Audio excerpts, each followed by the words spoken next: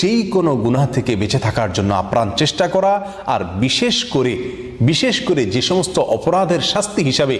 কবরে আল্লাহ সুবহানাহু ওয়া তাআলা আযাবের মুখোমুখি করবেন বলে নবী সাল্লাল্লাহু আলাইহি সাল্লামের হাদিস থেকে আমরা জানতে পারি, সেগুলোকে সুনির্দিষ্টভাবে সেগুলোকে বর্জন করে চলা, সে সমস্ত গুনাহ থেকে বেঁচে থাকার চেষ্টা করা, যেমন চুগলখড়ি করা, কোরআনকে পরিত্যাগ করা, মিথ্যা কথা বলা, সুদের কারবার করা, জেনার সাথে জড়িত থাকা, পেশাবের ব্যাপারে অসাবধানতা অবলম্বন করা, এই সবগুলো থেকে বেঁচে থাকার জন্য চেষ্টা করা। এটা হলো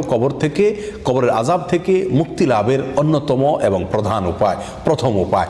দ্বিতীয় উপায় হলো নবী সাল্লাল্লাহু আলাইহি সাল্লাম যে দোয়াটি কবরের আযাব থেকে মুক্তি লাভের জন্য সবসময় পাঠ করতেন, আল্লাহুম্মা ইন্নী আউযু বিকা মিন আযাবিল কবর, আল্লাহ কবরের আযাব থেকে আমি আপনার কাছে আশ্রয় চাই, আপনার কাছে পানাহ চাই, আপনার কাছে মুক্তি চাই। এই দোয়াটি আসুন আমাদের জীবনের অংশ করে নেই। সকাল সন্ধ্যায় নবী সাল্লাল্লাহু আলাইহি সাল্লাম ফজরের পরে মাগরিবের পরে দীর্ঘ দোয়া করতেন, যে দোয়ার ভিতরে এই অংশ রয়েছে, আল্লাহুম্মা ইন্নী আউযু বিকা মিন আযাবিল কবর, 3 বার করে